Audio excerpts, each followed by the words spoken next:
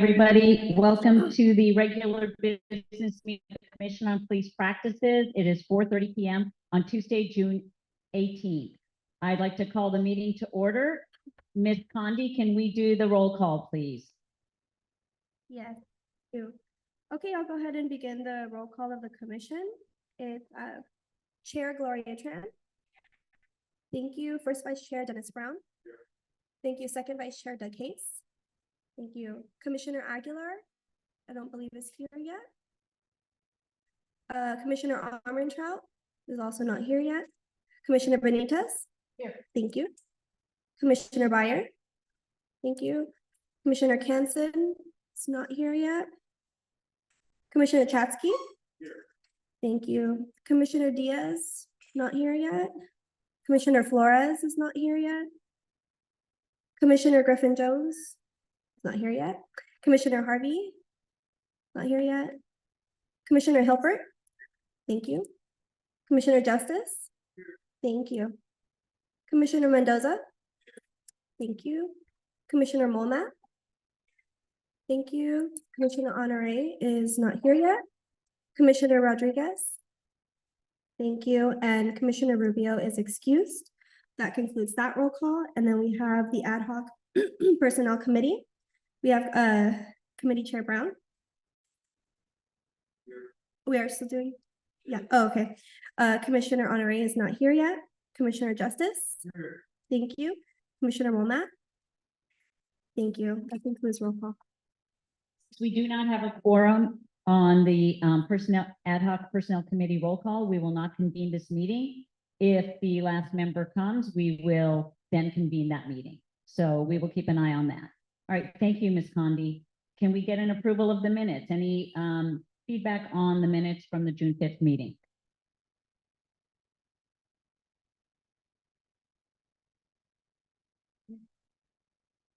Any discussion? All those in favor? Opposed? Okay, abstentions. Thank you, unanimous. Thank you. Okay, now we have non-agenda public comment. Ms. Obi. Thank you, Chair. We have no in-person non-agenda public comment. If you are joining us virtually and would like to speak, please raise your hand now using the raise hand feature on the Zoom.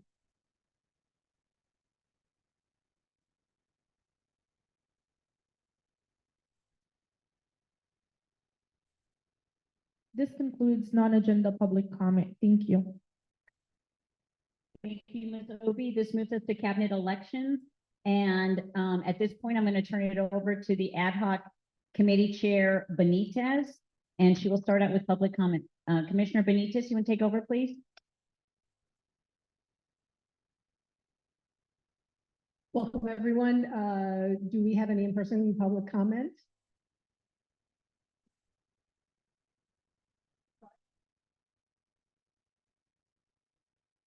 We have no in-person public comment on this item. If you are joining us virtually and would like to speak on the CPP election, please raise your hand now using the raise hand button on the Zoom.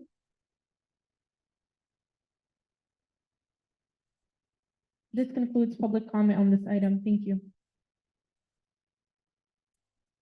Okay, so this is only our second time doing this. The last time I believe was last August. And the purpose of this is to elect our officers for the coming year. The cabinet for the coming year. And it's my understanding that the existing officers would like to run for their positions, but let's have them actually say it out loud. So, yes, ma'am.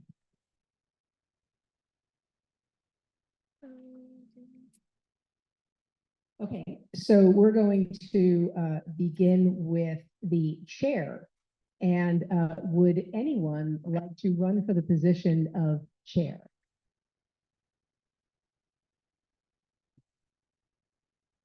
Chair Tran, would you like to do that? Thank you very much. Anyone else?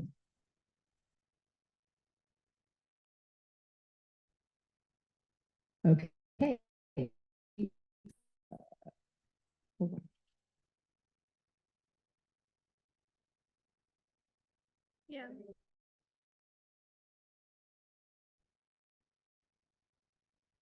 Okay, and so we're going to, can we, yes, would you please say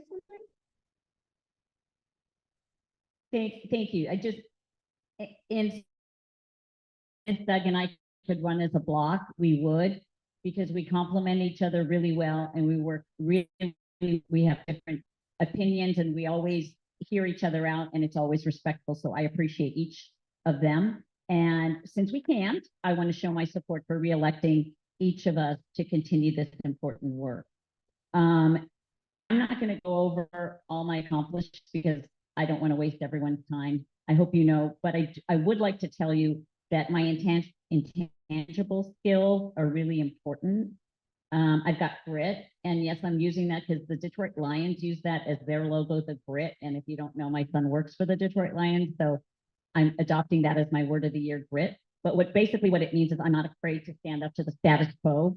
And if I know that something is right to do, I won't take no for an answer. I'll always ask why not. And I look for ways to get it done and think out of the box. And as long as it's legal and ethical, which is why I have a hotline to Dwayne Bennett, I will pursue it. I am passionate in my pursuit to be a voice for those who don't feel like they have one, which is why I joined the commission in the first place. And if reelected, I will continue the hard work and really focus on certain policies that the cabinet has and the commission sees as issues. So thank you. And I want to take a step back because I just want to point out that the nominating committee, which is made of myself, Darlene Malmat and Dwayne Harvey, who's not yet here, we were fortunate that we were able to discuss the fact that our existing cabinet was willing to re-up for another year. And it's not until this meeting that anybody would officially throw their name in the ring to run against the existing cabinet members. But I want to say that I just want to make a personal statement that this has been a whole lot. I think for all of us, this is our first year. We're not even in this for a full year yet. And I really appreciate the work that everyone has done on every committee, but particularly the cabinet, because I can only imagine that this has been an enormous amount of work for all of you.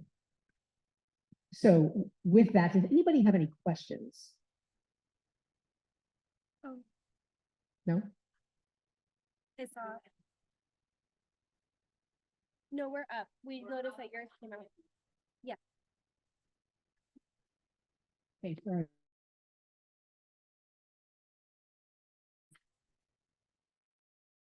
Would anyone like to make a motion for Tran to serve another year as chair of the CPP?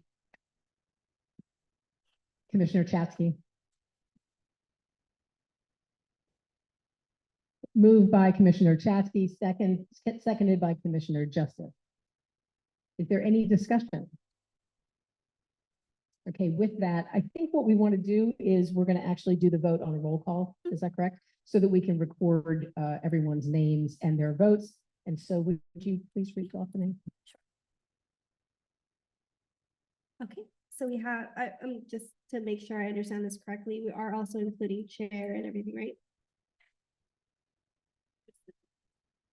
You can vote, yeah, okay. Okay, so I'll start from the top, Chair Tran. First Vice Chair Dennis Brown.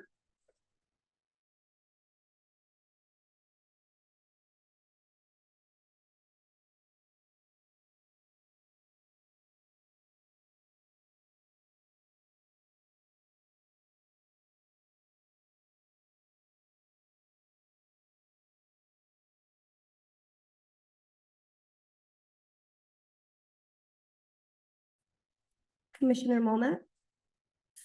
Thank you. Commissioner Justice.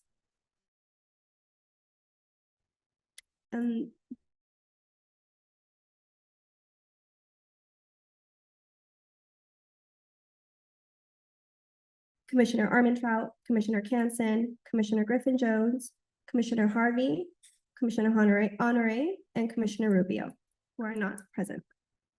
Thank you. Thank you. So that's a unanimous vote of those present at the meeting. And let's move on to the second agenda item here, which is the first vice chair. Would anyone like to run for first vice chair?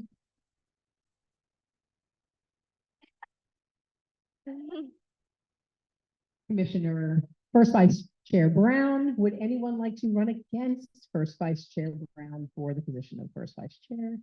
Thank you very much. Sir, would you like to say a few words?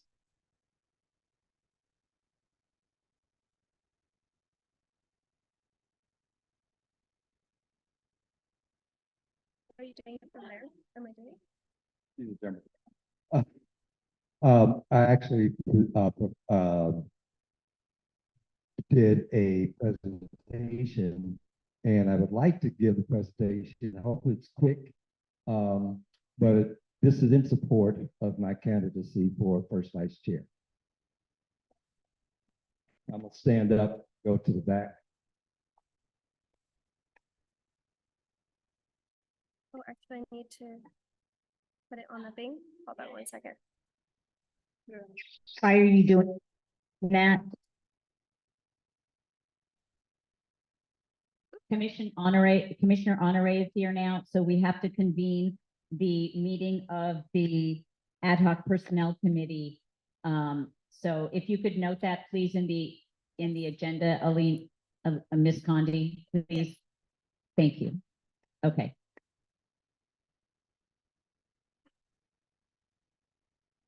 Okay, as I indicated, I prepared a short presentation. And it's called It's Personal. And what I'm meaning by it's personal. First statement. I am not anti-police. However, I do believe in police accountability. Next slide. Measure B was passed as a reaction to the murder of George Floyd. Unfortunately, his death is part of a pattern. I'm going to share some instances. Here are some examples. Most of us know about Breonna Taylor. What was she doing? She was asleep in her bed. How was she killed? She was shot 5 times by police breaking into her home. The action taken, the police were suspended for 10 days. Later on, a policeman was removed. However, no one was prosecuted for her shooting. Botham James, age 25. What was he doing? Sitting in his house eating ice cream. How was he shot? How was he killed? They came in, a police officer, thinking it was her apartment, shot him, dead. Action taken. This time, there was some accountability. She was charged with murder, guilty, and was given 23 years. Next. Atiana Jefferson, age 29. What was she doing? She was at home. Her neighbor had called and indicated that her door was open. When the police got there, they shot through a window, killed her in front of her 8-year-old. The officer resigned. Later, he was indicted on murder. Andre Hill, age 47. What was he doing? He came out of his garage with a cell phone in his hand. He was shot. He lay on the ground 5 minutes until he died. The police officer here was fired. However, there's no charges been brought against that police officer yet. Next slide.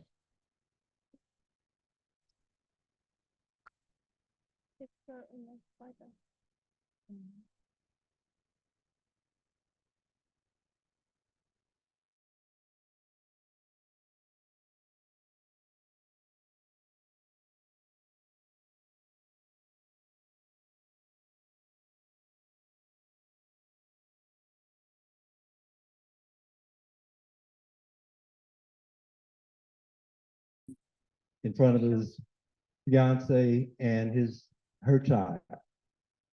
Action taken. The officer murder against him. Tamir Rice, age 12. What was he doing? Playing in a playground with a toy gun.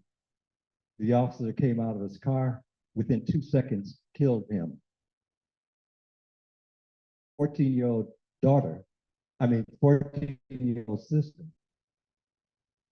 And this officer was not prosecuted and later fired because he had a discrepancy on his job description. Next. There's bias. We have what in a future presentation, we'll talk about something called explicit bias. Conscious belief or attitude toward a specific social group or person that may lead to an individual to act in discriminatory ways. Implicit bias is an attitude or stereotype that affects under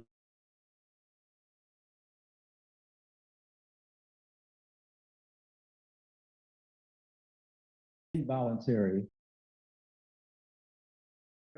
or intentional control. I would suggest that in each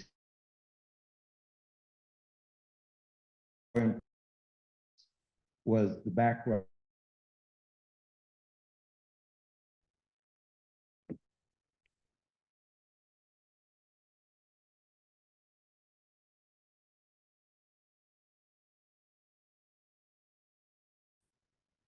The second picture are my grandchildren. The third picture, my grand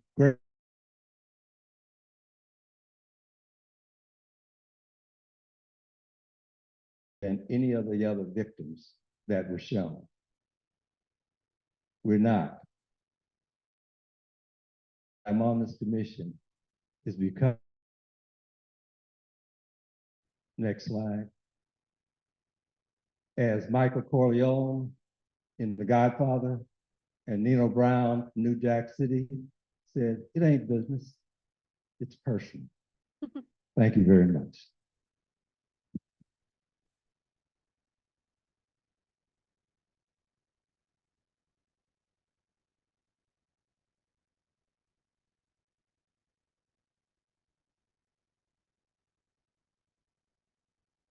Thank you, sir. Would anyone like to make a motion to accept the nomination of Dennis Brown for first vice chair? Commissioner Justice?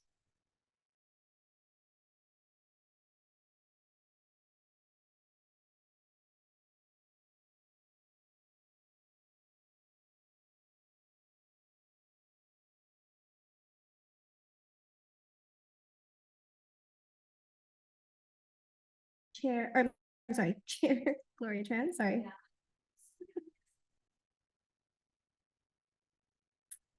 First Vice Chair Dennis Brown. Thank you. Second Vice Chair Doug Case.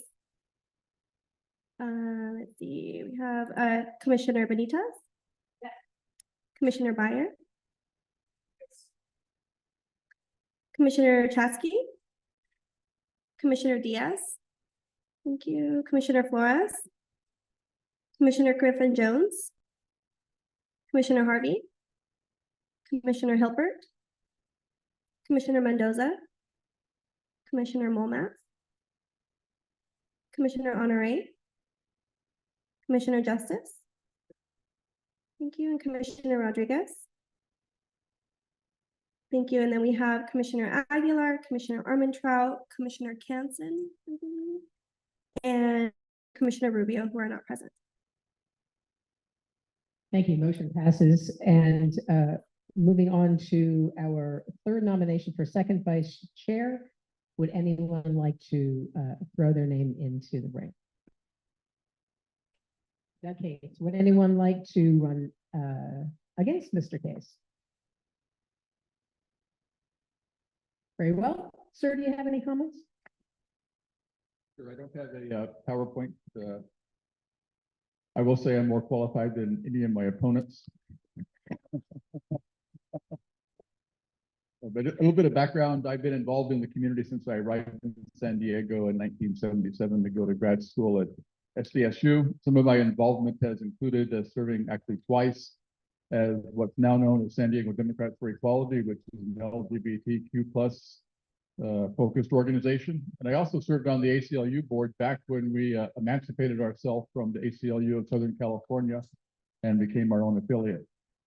I joined the Citizens Review Board on Police Practices in 2012 and served until 2020 and held numerous positions, including serving as a chair. And as chair, I supported the creation of Measure B and spoke before the city council, which I think was instrumental in getting the Rules Committee at the time to adopt it. And I provided considerable input to Andrea St. Julian, who was, as many of you know, is the author of the measure, and much of my input was included in the actual measure.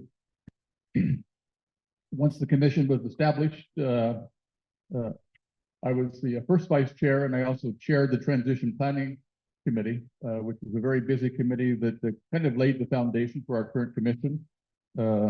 We had to create the interim operating procedures, interim bylaws. We were heavily involved in the establishment of the implementation ordinance, which, as you know, took a long time to accomplish. We drafted and advocated successfully for a budget. We found an office. We hired some of our initial staff, and as well as contracted with our outside counsel. And so when the opportunity for the new commission decided to run, I decided that I would want to run, but only for a short period of time so that I could provide some continuity. I was selected in the drawing for a one-year term, and that was what my intent was, but I had my arm twisted by the cabinet and Danelle to serve, to seek reappointment until I complete the task that I'm working on. As you probably know, as I'm sure you know, I'm chairing the Ad hoc Committee on Operating Procedures, which is quite complicated, and we'll need to get that through the City Council and through me to confer. Then I'm also chairing the Ad hoc Committee on Police Pursuits. I think that my institutional knowledge has been critical in helping to get the new commission up and running effectively. And so, like I said, I've agreed to serve one more term, but really I agreed to serve one more year. And so after I complete these tasks, my plan is at the end of next June to retire to some other volunteer activities. Thank you. Thank you. Do we have a motion for the case for second vice chair?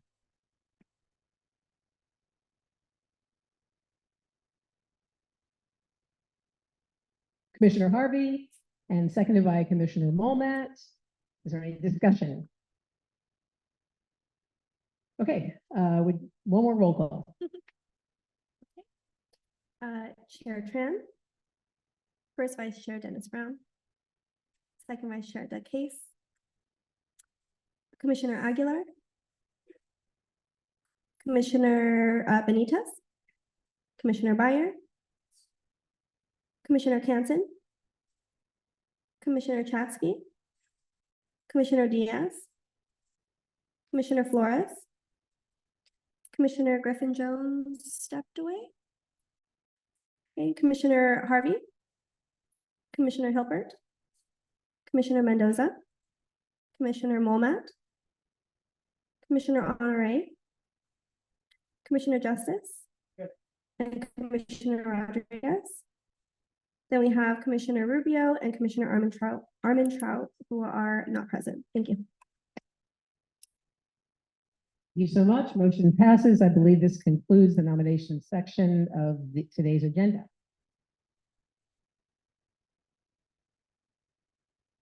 I think we broke the gavel. Anyway, I want to thank the ad hoc nominating committee Chair Benitez. Thank you. Commissioner Molnat and Commissioner Harvey for conducting a fair election. And I want to let you know that I'm honored to be reelected and will not let you down.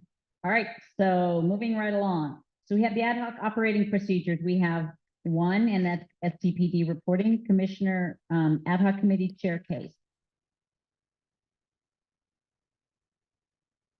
One of the duties of the commission, as stipulated in Measure B and the implementation ordinance, is that the commission shall review and evaluate the police department's compliance with federal, state, and local reporting laws and requirements. And so we had to develop an operating procedure to do that. Procedure, as you'll see, is 21 pages long, but actually it's about 3 paragraphs long. The first page basically talks about what the ordinance requires and what's required of the police department to provide us information.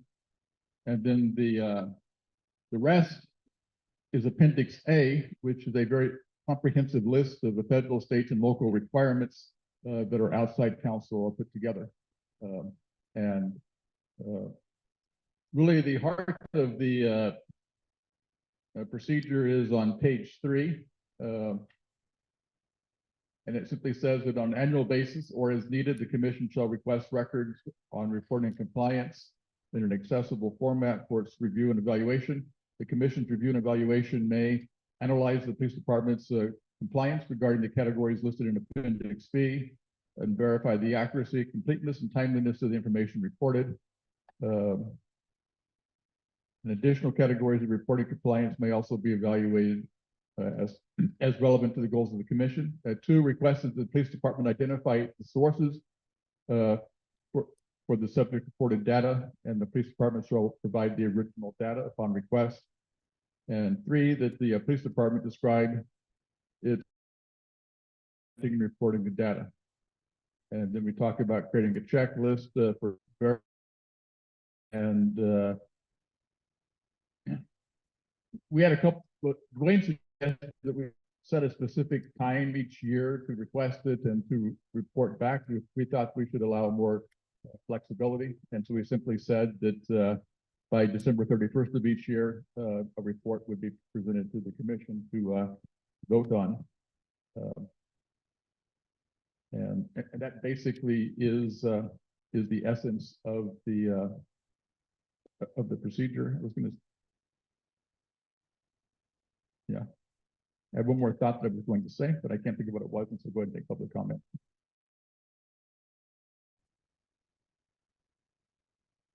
Ms. Obi, do we have any public comment on this item? We have no in-person public comment on this item. If you are joining us virtually and would like to speak on this item, please raise your hand now using the raise hand feature on the Zoom.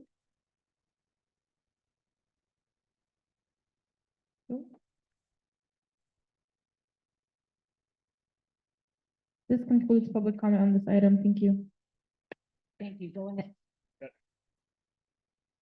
Yeah, I remember what I was going to say, and our thinking was that this task is something that would be done by our performance auditor once we have that person on board, and then that person, perhaps with the assistance of commissioners or other staff, would prepare the annual report for consideration by by the board. So this probably is not something that's going to take a lot of time on the part of the commission. It simply would be a staff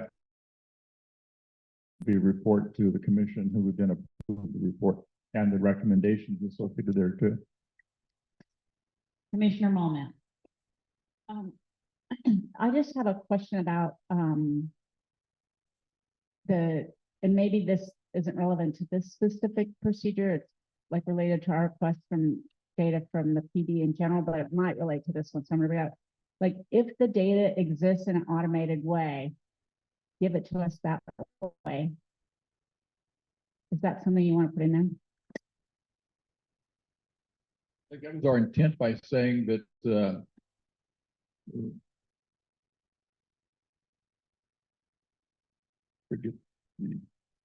we talked about providing it to us in an accessible fashion. I think that's what the intent of that was. But I think that, yeah, in the first sentence on page 3, it says in an accessible format for review.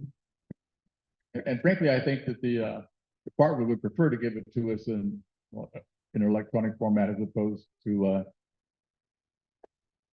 collecting all of the forms they had to do when they did the police pursuits. I just mean like not a PDF, you know what I mean? Like, Right. I don't know if this is strong enough language, but maybe it is. Yeah. I'm not sure we can mandate how they give it to us, kind of like a PRA, but I think that's what our intent was, that it'd be something that would be easily accessible. And actually, I think the department would prefer to do it if they could do electronically. They can send it instead of doing the PDF thing, which is very time consuming. Any other questions? Do I have a motion to accept the reporting and compliance procedures?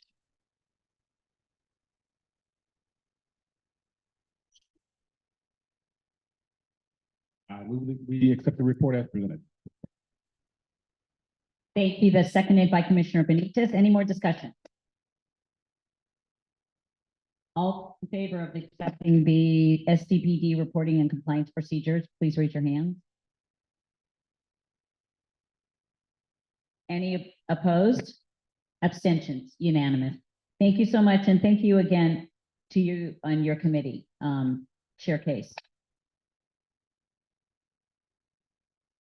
We have a late public comment, so I'm going to go ahead and just add it really quickly. So we have a late public comment, non-agenda public comment. I'm going to go out of order and allow them to comment. Thank you.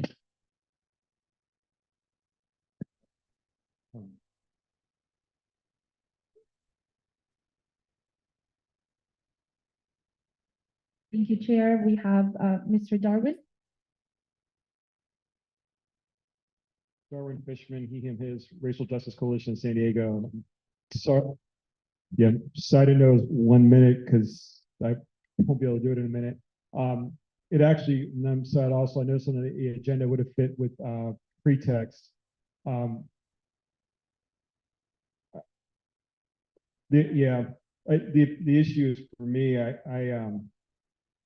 can't make your meetings on Wednesday, so this is the one opportunity. And with this recent stop of Hoskins, I wanted to talk actually about racial profiling and the history of the work, because I used to be on CRB that's been done, and then continue with CPP.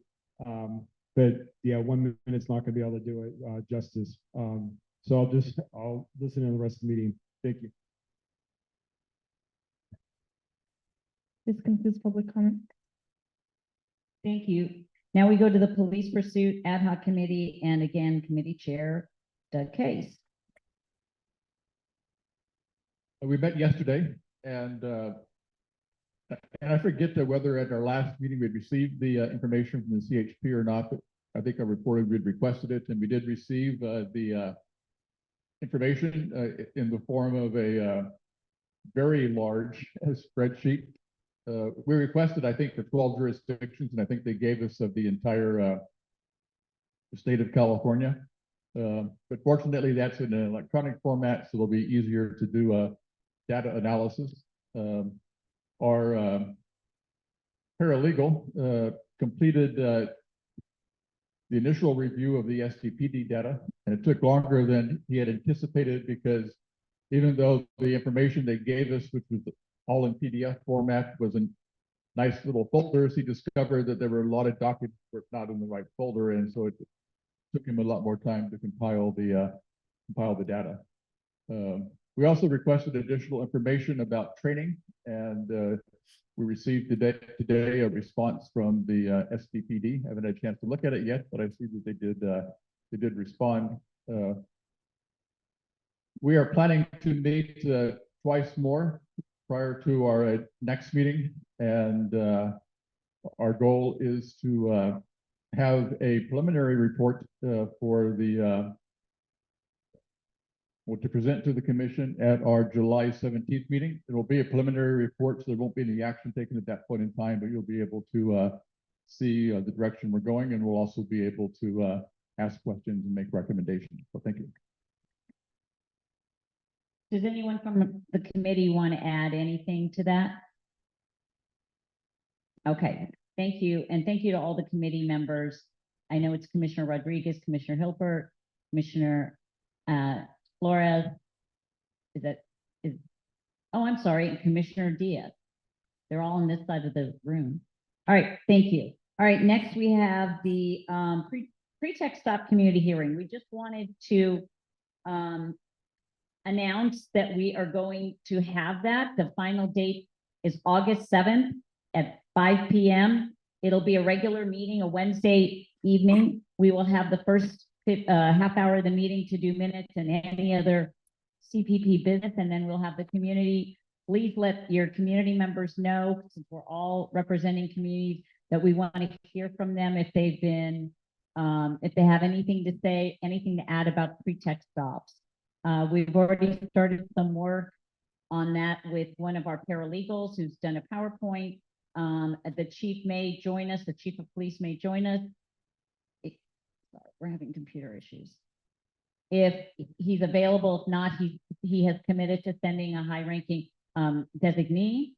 So we hope to have all sides of the issue. We want to hear from them on why they do what they do, and then we want to hear from the community members who are affected by this and who have feedback. And so please, please, please let your communities know. And if you notice as you walk in, there's these nice flyers, and we have them here. Pass them along to your community members, to anyone who you think will be interested. Is there any public comment, Ms. O'D? I have no in-person public comment on this item. If you are joining us virtually and would like to speak on this item, please raise your hand now using the raise hand feature on the Zoom.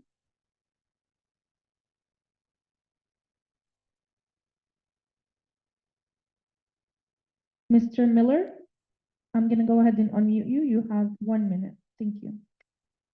Yes, this is Yusef Miller from the North County Equity and Justice Coalition and Activist San Diego Saving Lives in Custody campaign.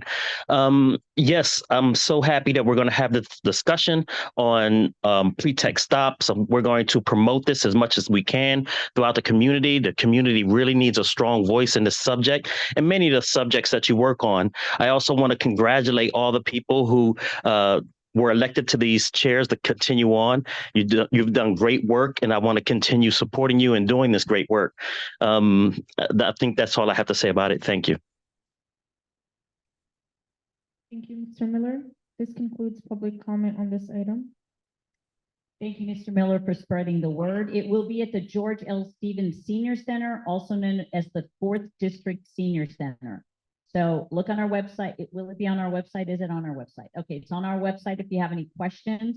So as Mr. Miller is going to encourage his group and community members to join us, we hope everyone else does as well. Any discussion from the commissioner? Commissioner Harvey. Yeah, as Mr. Miller was stating, it's a great idea to have this, but I would make a suggestion in talking to the chief of police that whomever he sends, when we tend to have these meetings similar to this, the police tend to send an entourage of uniformed officers. They tend to do so. And that's pretty intimidating. And they tend to stand behind you in the back, behind you and stuff. So, I would have a discussion with the chief in regards to that if he needs to send anybody, if he needs people, fine, they need to be plain clothes, don't need a bunch of police cars there. Again, they don't need to be like encircling the group. Wonderful feedback, and we will absolutely share that. So that makes a lot of sense. Anybody else? Mayor Flores? I'm just wondering if we've looked at the connectivity in that area to be able to better connect the community to that meeting. Like in the senior center, I assume they probably don't have Wi-Fi or the connection's pretty bad. Is there any kind of foresight that we have in terms of looking at these locations and figuring out if they're better, if they're good for the community to be there? Because connectivity, Wi-Fi, cellular, that's really important to these meetings. The location that we selected is a very active, very well used, very equipment rich location. It's a rec center to begin with, and there's a nonprofit running it that has senior activities there. But the large room, the stage, the sound system is prepared for this kind of a community forum. My question was in regards to more connectivity. Like if you guys can check to see if there is Wi-Fi and if there is connectivity that's available, that's my concern, not everything else. Wi-Fi for the commissioners to be online? What do you mean by? I mean, for the commissioners, but also people that are giving presentations and also for the community members. I think it's valuable to have that, and that's something that we should look at before we pick a location.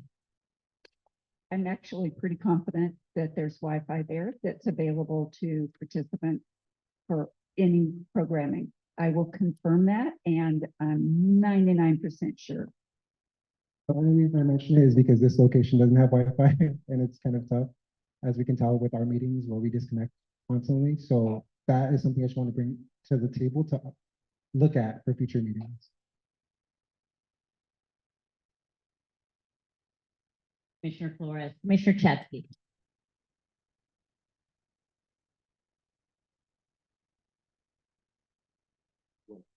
Couple of things. In terms of the police presence being in uniformed officers, I'd also suggest we inquire whether gang intelligence or intelligence division officers will be there incognito. This might be a fairly rich environment for them to take down data, especially dealing with, because it deals with pretext stops and police methods. That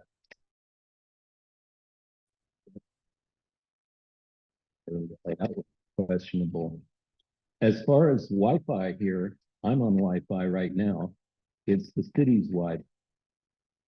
And I think it's FD something or other, but all you have to do is no. Yeah. Maybe. Thank you. That's a good point. We will bring that up. The Wi-Fi has been hit and miss. Yeah, a little funky tonight, especially. Anybody else? Okay, thank you for that. Now we move on to the San Diego Police Protest Policy. And Commissioner Hilford, I want to thank you for all the work you've done on this. And it's been really good. And he has a draft memo. And I'm going to turn it over to him. Thank you, Commissioner Hilford. This is a follow-on of our meeting last week where we presented, there's about 10 different bullet items we had. And what I committed to do is do a little bit of extra research and then draft a memo that we could then re-recommend to the police department. So within this, Elena, can we put that up on the screen if we have it? It's in the document, the minutes and agenda packet. The one thing just before everyone yells at me for it, I did realize I did a typo of the new chief's last name, so that's already been corrected. What I tried to do in this memo was kind of give a little bit of a history. And then I also included some of the recommendations from the ACLU MOGO memo. And then, as you see, obviously, we're right before we have the recommendations. It doesn't have the vote because obviously it's depending on what we do today. I don't know if everyone had a chance to read this already, or if we have any public comment on it, but what I was hoping to do is get any final feedback. I can make some final revisions to this, and then I can forward it to Chair Tran, and then she can sign and send it off. So with that, I'll open it up to any questions. I guess first we'll do public comment, and then it can be questions. Thank you. We have one in-person public comment, Ms. Yavandeli.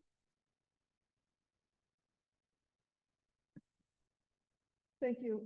My name is Kate Yavandetti, and I'm with the National Lawyers Guild. We are the people who provide legal observers for demonstrations, and we've been doing that for many, many years. And I've been involved in the recruitment and training. And as a legal observer myself, I have been beaten up and assaulted by police. So we do need protection by the police. The reason I'm mentioning this is that the definition of legal observer is absolutely incorrect. They are not provided by civilian human rights agencies. The National Lawyers Guild is the National Progressive Bar Association. We do not just attend public demonstrations. Our purpose is to observe and record what is going on in demonstrations. We do not provide legal advice. We're there to observe and record. We feel that we have basically two reasons for being there. One is for the police to know that they're being watched, and the other is for counter demonstrators to also know that they are being watched and recorded. So I would ask that this definition be changed and all the typos corrected. Thank you. Thank you. This concludes in-person public comment. If you're joining us virtually and would like to speak on this item, please raise your hand now. Mr. Miller, you have 1 minute. Yes, I would like to support Ms. Yavandetti's comment on the definition of police observer. And also, this is a good topic to drill down to, because the community needs to know that we have to have transparency on those law enforcement officers when they attend the protests and rallies. And we have seen with our own eyes how they would over police some communities, and then you could tell what their political views are by how they treat one side of the fence and the other. And we need to report that. We need to show that be able to show if that is occurring in our communities. So the transparency piece is going to be huge to identify bad actors when it comes to policing these events. Thank you. Thank you, Mr. Miller. This concludes public comment on this item. Any discussion? I have a discussion point, if you don't mind, just two. I thought that number 6 should go after, like, make that number 2, because it talks about legal observers and it goes right after legal observers. That's just a thought. Because that way it kind of flows. And then also on number 8, as we discussed at the last meeting, as far as flex cuffs, I know one of the issues was, well, they don't have time to write in it while they're arresting people during a chaotic situation. Can we add a sentence to the effect or something like, to eliminate any delay during the protest, this can be done ahead of time, or something to that effect? That way it clears out any misconceptions that we're asking them to, oh, while you're in chaos, write your name or ID number. That's it. Thank you. I'd like to agree with Ms. Yavandetti and suggest that maybe we accept this with a change that reflects the essence of what she said, and perhaps she can communicate by email, and we can work out a mutually agreeable phrasing for that definition. There are a few typos that I would correct before I send. Anybody else? Any other comment? I'm sorry. We're on the protest policy? Yes. From us or the public? Oh, I wanted to, okay, I wanted to like see if we could, hold maybe like a community meeting to also get feedback on this policy from the public, because a lot of folks, the uprisings, I know would really appreciate to be able to give feedback. The interim CPP held a number of community forums on this, so we don't want to repeat that process. This is just a follow-up, and this is where this originated with feedback from the community. So we've kind of done that process, and so we're going to move forward with this. Brandon, did you have anything to add to that? I think for the legal observers definition, I did the best I could on that one. And to be honest, there really isn't a clear kind of universally agreed upon. So I kind of made that up based on some things I saw on Wikipedia and a couple of journals and things like that. So I'm more than happy to take suggestions and feedback. So I will reach out to her and we can make those changes to make a better legal observer definition. And I've already made your change. And if anyone else has any suggestions, if anyone else has any better suggestions, go ahead and let me know, and I'm more than happy to get those included. And we did have, I think, just a point of record, we had about, I think it was 3 different meetings. And then after we got the protest, we always say protest policy, it's really, the First Amendment, facilitation, et cetera. We had, the police department came back and they gave us some, and then we also went back and had additional revisions on top of that. So all of those were part of our open session meetings, and we did try to get as much public feedback and participation as possible. I know Kate and her group was very vocal during those times, and we incorporated a lot of their suggestions to try to make sure we had the best possible policy going forward. So, like it. Any other discussion? Yes. Just number 7 seems kind of broad to me. The verbiage that was suggested said an individual engaging in First Amendment activities. Thought that left a lot of room for interpretation. So I would just suggest putting within number 7, putting the definition of peaceful demonstrator in there.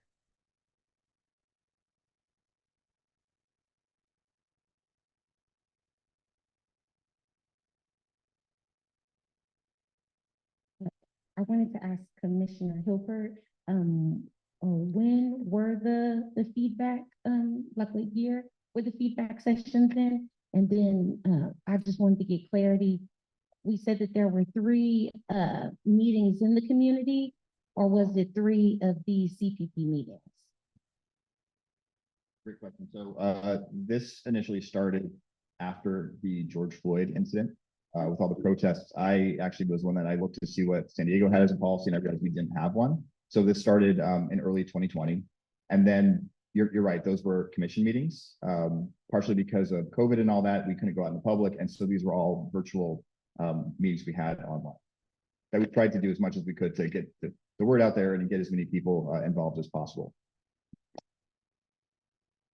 I think with those types of like circumstances, I do think it would be really beneficial for us to have a community meeting, or to invite community members specifically to come and provide feedback on the policy before we send it to the police again. Since this is a follow-up to a memo that was already sent and we're trying to get responses and changes, we're going to go ahead and send that memo. But we could also put on our list of community hearings to have the protest policy, but that will be a waste because we have already committed to pretext stops, Fourth Amendment waivers, the Special Operations Unit, and de-escalation, but we're more than happy to add that to the list. My only pushback would be that if we send this version to the police and then they accept it, if we have those community meetings, it's going to be less likely that we'll revisit the policy.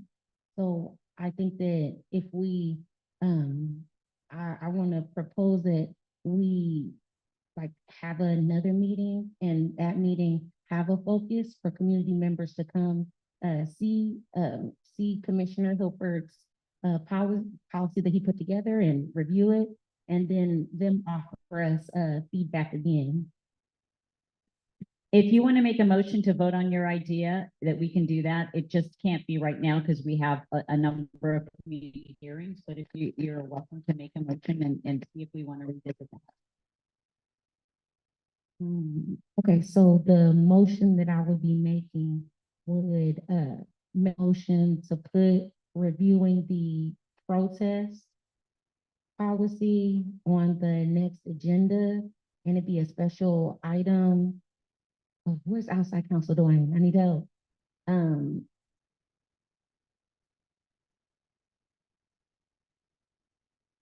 Well, I was asking if we could, like a community hearing, or if we could put it on the next agenda and have folks, have, community members, come through and be able to provide feedback. Okay. All right, so, okay, so let me see. So my motion is, okay, so the motion I would like to lift up is, at our next CPP meeting, we place on the agenda, community members, we place on the agenda, going over the protest policy, and community members being able to provide feedback, yeah, for our next agenda. And to the second to the motion, Commissioner Honore, any discussion? For discussion, I would like to say something. We have had it on the agenda for a couple of meetings and community members were always invited, so we've done that. But if the motion passes, we will do it again. But I do believe that we have done that and we have other things that we are focusing on as well. So that is my 2 cents worth. Anybody else? Commissioner Honor. Well, I think this is a very salient point at this point in time. We did bring this up. I mean, it's been being reviewed for a period of time, but we've seen what has recently happened here in San Diego, especially on college campuses, although we understand that's not necessarily the San Diego Police Department. However, we don't want to wait until that happens to have something in writing and given to them. I do think it is incumbent upon us as representatives of the community to give the community a clearly articulated and noticed opportunity to come in and review what we're doing for them. We went out and we asked them a lot of information, a lot of input, and we put together something for them. And yes, we have these meetings, but as you can see, it's kind of performative, right? As far as most of the community is concerned. I think if at least one of our commissioners or more of our commissioners think that our community really needs to come back and take a closer look at it and have more input, that we should at least make one more opportunity where we can let folks know this specifically is on the agenda. We know you have that as your concern. I know that several of the speakers we've had online were actually at these events and watched people get abused by the police. I've been in meetings with those folks. So I think maybe we should do at least one more time where we can give the community a chance to come back and look at what we've done with their information so they can give us some last feedback on it, at least before we forward it to the next step. Thank you, Commissioner Honore. Any other discussion? Yes, Commissioner Benitez. A question about timeline that Commissioner Case and Commissioner Hilbert probably know. The online sessions that were had, the community forums that were a part of the, I guess, the community review board.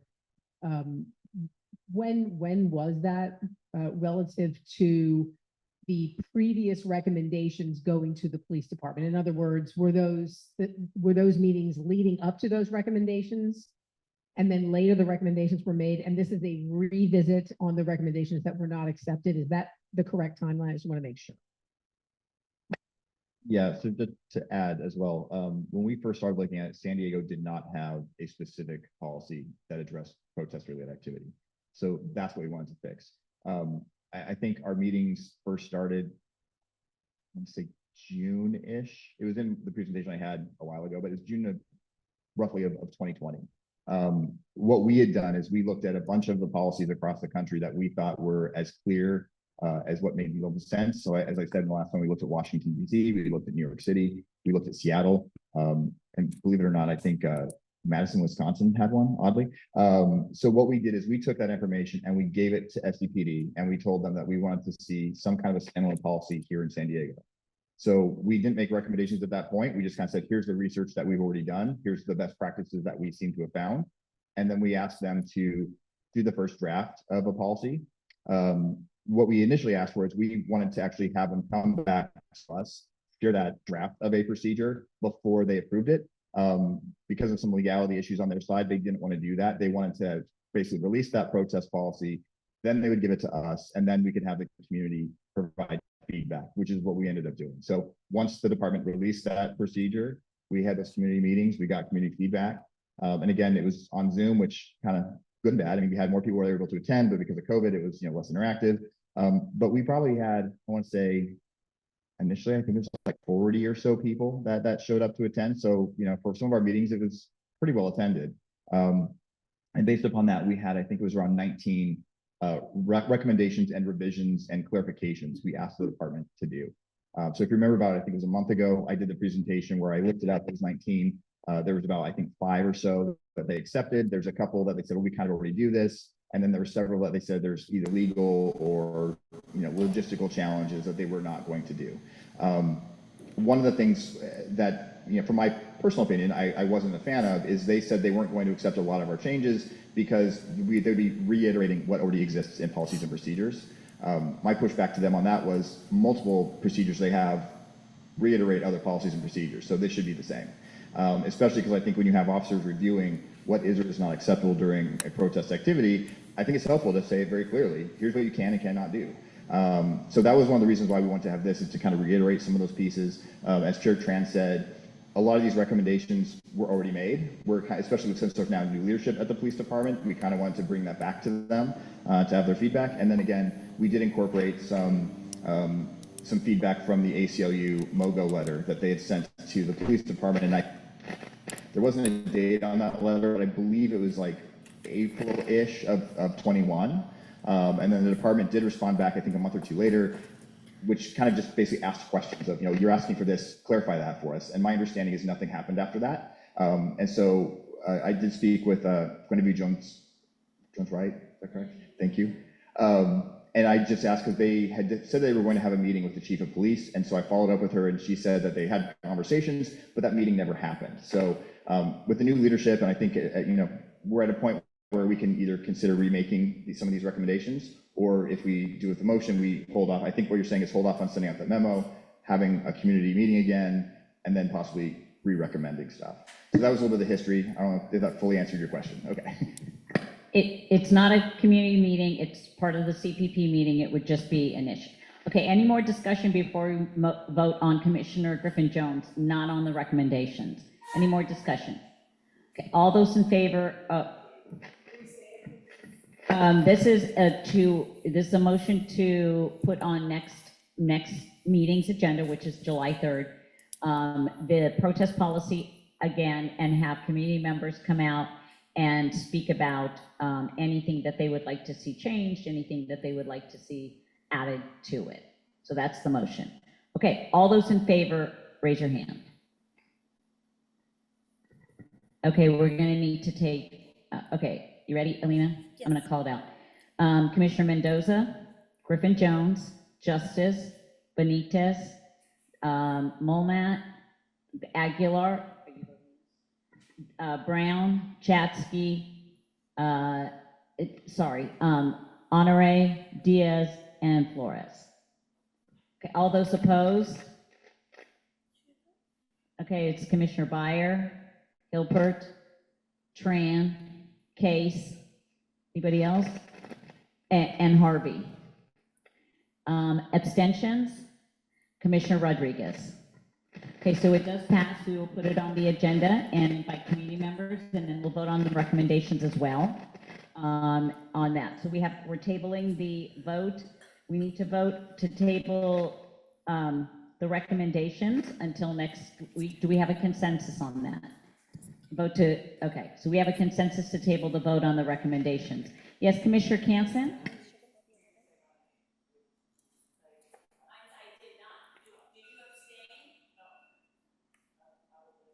Were you a yes or a no?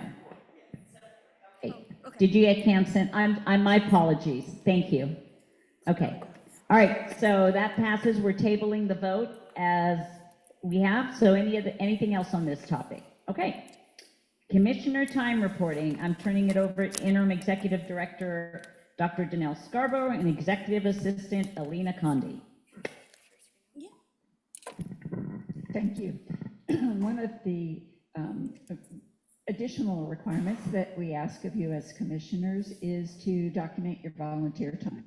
All the volunteers across the San Diego departments, and there are thousands of volunteers, do this, and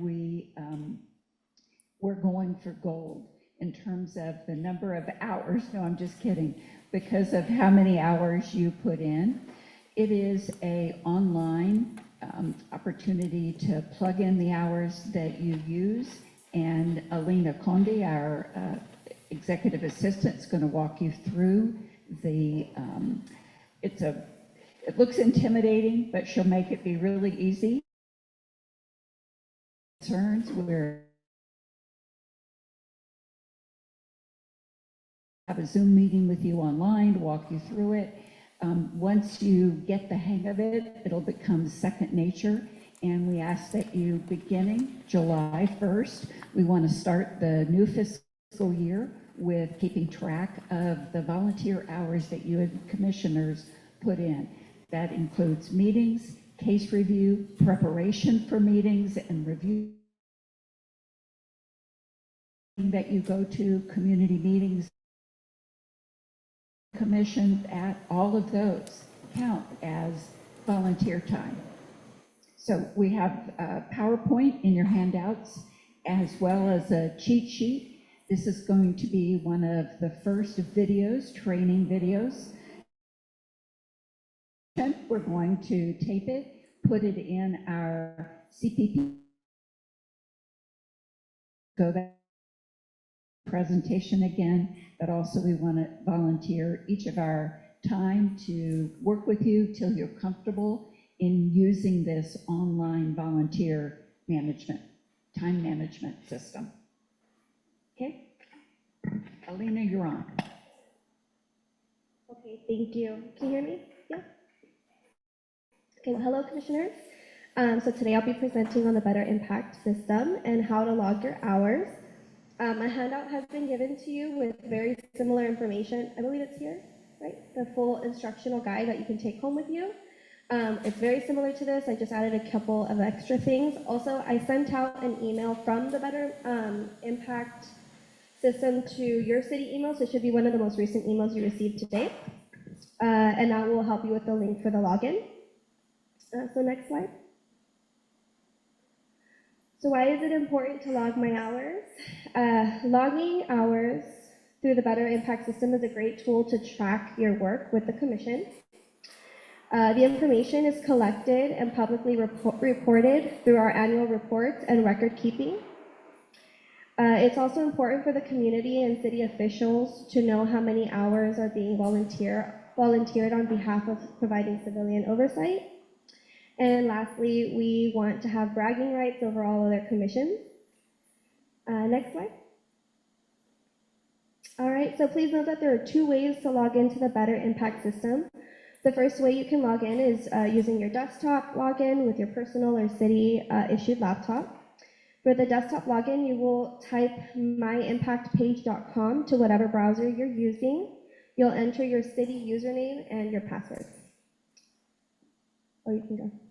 Sorry, that's what it looks like. Oh. Okay.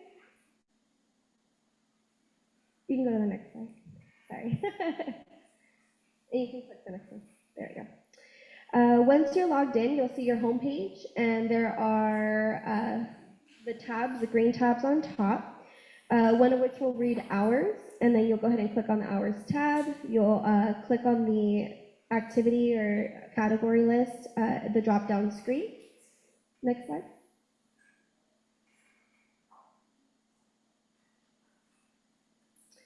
You will select the specific activity that you're logging hours for. There will be a question related to your activity. Please answer this as it demonstrates the impact of your service. And type in the hours you served, and you can click Save. Next slide. The second way to log in, you can use the My Impact app on your phone. There's both an iPhone or Apple and Android version.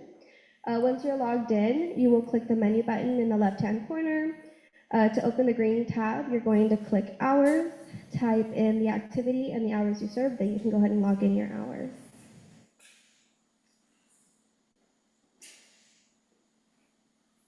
Next slide.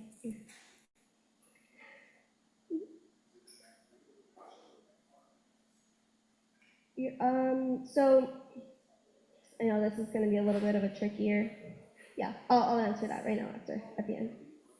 Oh, so the question was whether it was the password that was for the laptop itself or the Okta password. I know that you guys have received, those please update your password, and then you might now have 2 different passwords, which we will need to also get that fixed. Oh, okay, all right, and I'll answer that after, because that's a whole other thing in and of itself. We need to make it all one password for you guys. So the next slide is, what are the categories listed in the Better Impact system? The categories list will include conferences, seminars, workshops. This includes any NACOL webinars that you're registered for, or the actual annual NACOL conference. We have CPP case review, CPP community outreach, meetings. The meetings can be community meetings, award ceremonies, regular business meetings, committee meetings themselves, or any meetings that you have with the cabinet, executive director, or any outside officials. Then we have other CPP duties. This is great for the cabinet to use for any chair or cabinet duties, responsibilities that you guys are doing, and then anything else for CPP projects that you're being assigned to, any emails that you're checking through, you can add those hours there, presentations that you're working on. Then we have ride-alongs. That's another category. This includes sit-alongs, CPP commissioner onboarding, and training academy schedule that were both recently approved by the commission. Next slide. How often do I need to update my hours? So I know we mentioned we can start doing it as of July 1st. Please try to get these hours in at least monthly, or to go 3 consecutive months without logging your hours. If this does happen, just go ahead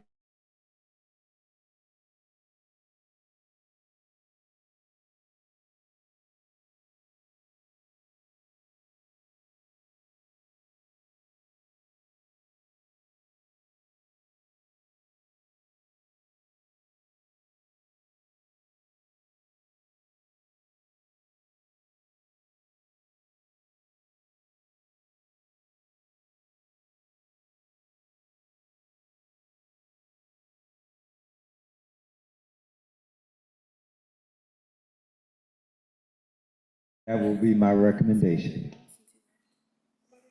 Thank you. We hope to be back in about 1 hour, 6:50. Thank you. Commission met in closed session under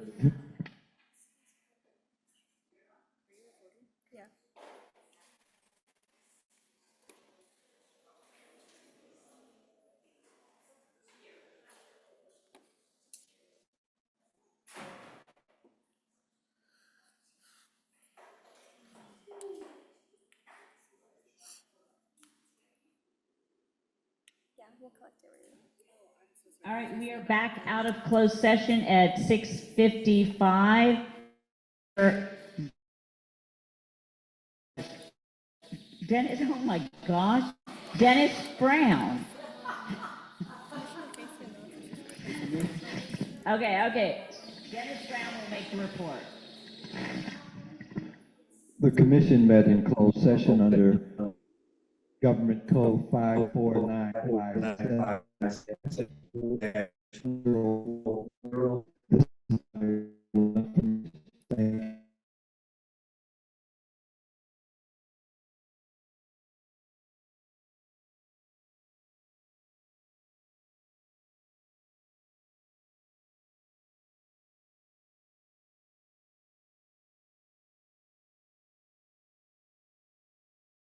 So please RSVP to Dr. Scarborough and or Ms. Condi. So we can have a lovely event honoring those who served previous to us.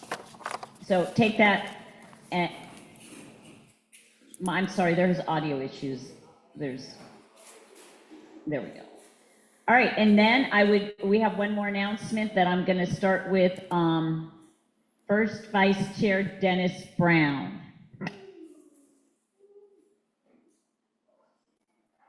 Yeah, just so you know that we have been over this year attempting to put together a format for the hiring of an executive director.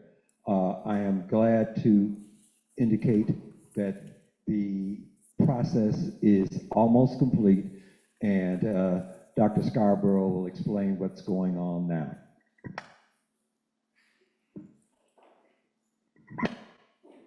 Thank you. I am pleased to report to you, I'm going to share with you the process step by step that I shared in the closed session, and then we'll also offer the same overview in the open session this coming Monday afternoon, June 24th, starting at 2 o'clock, council agenda. So the overview of the recruitment process, the commission sent a memo to the council outlining its preferred process for recruitment and hiring. And subsequently, the council established an ad hoc committee January 29th with the lead council members being Councilmember Von Wilpert as chair and Councilmember Campillo, with 4 of the CPP commissioners who had served on the ad hoc personnel committee.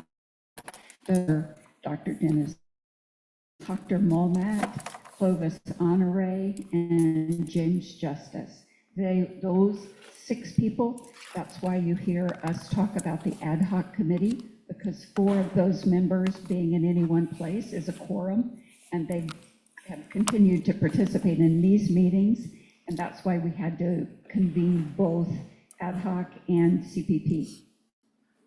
The commission wanted a very fast process, so we opted to proceed with internal staffing and not to hire an executive recruitment firm.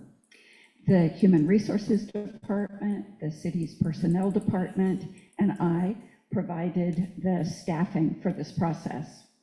The job announcement was developed in the process of a community input process. We convened a community hearing on March 15th, 45 people attended.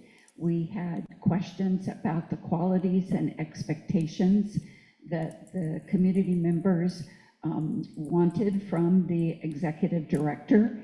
At the same time, conducted a survey with those same questions in both Spanish and English, collated the responses, and developed a list of desired qualities that matched pretty closely with the committee. The ad hoc personnel committee had developed a list of qualities at the very beginning of this process. We used those qualities to turn them into the interview questions that were used by the first community leaders panel and each of the interview processes subsequently. The ad hoc committee met in February, April, and May. February to review the duties and qualifications that we had developed for the job announcement and to direct the posting and screening process.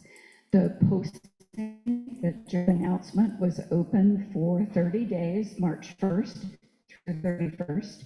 We posted it on the National Association of Community Civilian Oversight of Law Enforcement's job board and several of the regional collaboratives, oversight collaboratives. The Diversity Bar Associations, the Union Tribune Viewpoint, NeoGov, LinkedIn, Indeed, League of California Cities, NP Works, and all of our social media website and newsletter. So at the end of March, during March, there was a subcommittee of the ad hoc committee that did screening, and the screening included Dr. Dennis Brown and Darlene Dr. Molmat, and then the talent acquisition staff from the HR department. We've looked through 36 applications that were received from across the country, people from the legal field, law enforcement field, nonprofit field, and oversight backgrounds. There was a pretty clear and logical cutoff of 6 candidates who had active oversight, leadership experience. And so moved those 6 candidates to the first interview. Those 6 candidates included 4 men, 2 African-American men, 1 Latino man, 1 white man, 2 women, 2 African-American women, and they were moved forward. The community leaders panel, 6 community leaders were invited from diverse communities as the first panel. The questions, again, came from community input, and the same exact questions were asked of each of the 4 candidates. 4 were recommended to move forward to the ad hoc committee, and that's on April. The ad hoc committee met to review the work of the screening committee, the community leaders' ranking of the candidates that they had interviewed, and then those 4 were invited to move forward. We had an informal conversations with the cabinet one Saturday morning. These were done by Zoom. The candidates were invited to, but the same kind of HR rule held, same questions were asked to each of the candidates, but our commission cabinet had the opportunity to visit and ask questions of each of those. Then the ad hoc committee met for interviews. 4 candidates were invited to interview with a full ad hoc committee, 1 having withdrawn. They ranked and rated and moved candidates forward to the city council closed session. All of these are still via Zoom.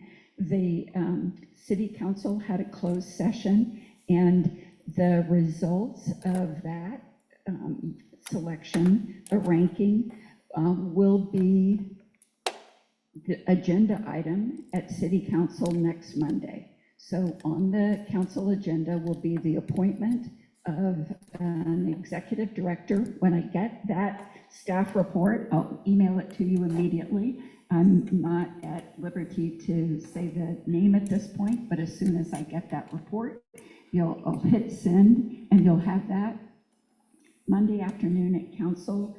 We'll have a cabinet representation there to speak on behalf of the commission, and we'll run through this again so the public is aware of the process that was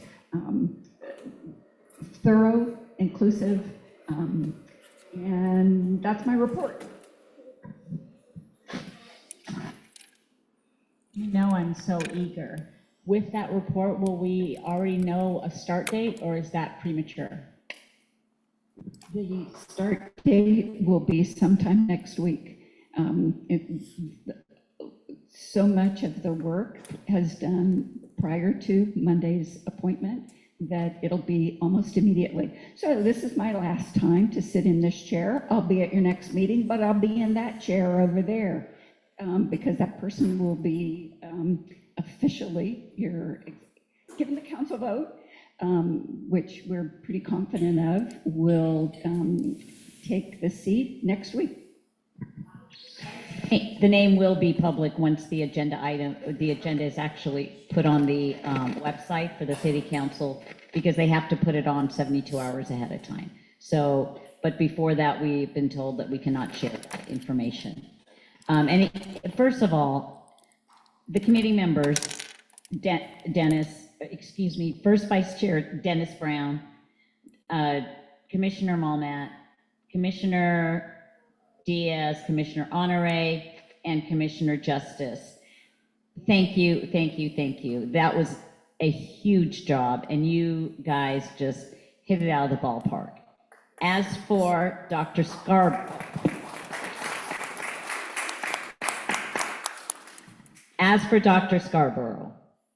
wow. She was the staff who did everything, communicated with the candidates, called references, communicated with the city council. That in and of itself was a full-time job, in addition to everything else she did for the commission. She deserves a huge round.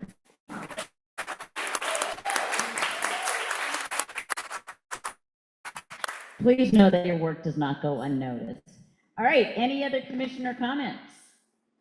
Beat that one, huh? Yes, Commissioner Justice. So I presume the cabinet will be meeting with the new police chief from time to time. Next time you meet with him, could you ask him to consider meeting with all of his division captains for the purpose of helping his officers do a little better job at their profession, so that we can reduce some of the complaints we're getting? As mentioned at the last meeting, the cabinet met with him one-on-one. And we did mention that at some point, it would be lovely if we didn't get complaints that we had to review. I don't think that that's going to happen, but yes, that is always a consideration. And he has also offered to come to a meeting once he gets his schedule figured out. Dr. Scarborough is working with his executive assistant to try to figure out his schedule, because right now I guess he's inundated as to be expected. We believe that he will be open to listening to the community, and we'll see what his actions hold. But yes, and we will continue our bi-monthly meetings, and he's already committed to that to us as well. So, and you saw Dr. Scarborough writing down, she gives just so you know, the executive director gives the agenda to the executive assistant for the chief review, so we're all aware of what's going on. Flores. Thank you, Commissioner Justice. I just want to say I appreciate the all the language options that are available now on the website for complaints and accommodations. I looked through it, and I looked through everything because I wanted to make sure it was also accessible to the community with the blind community in particular, since I work at the Braille Institute, and so I have that background, and I wanted to make sure that everyone was able to use that website. And you took all of my feedback and you made it happen, and I really appreciate it because it's going to benefit the community. So thank you. Bottom line, you want to keep her and the new executive director. Let's work on that. Okay. Yes, Commissioner Honore. At the risk of being persona non grata, just a little weight to be thrown on the balance scale of previous comments. The San Diego Police Department has more than 2,100 sworn officers.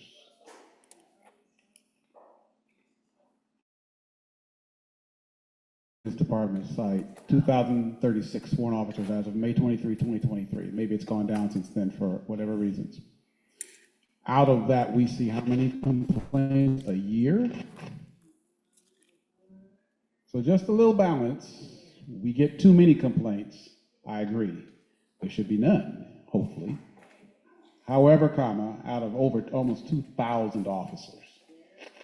Somewhere, we even as a commission on oversight of the police department have to look and say, there must be somebody out there doing the job right and doing it well. And maybe we can find a way to bring some of that in here at some point to balance the trauma that we experience in the body-worn camera we see for the stuff that goes down that isn't so good. That's very true. And as we told the chief, we are not the enemy. We're working together to meet our mission of a safer community for community members and police officers. So it's a balance of both. So thank you for that reminder. It's absolutely correct. Anybody else? Okay, I am adjourning the meeting at 7:11. And thank you for your presence tonight and for all your great work. Thank you for your time for giving to the community.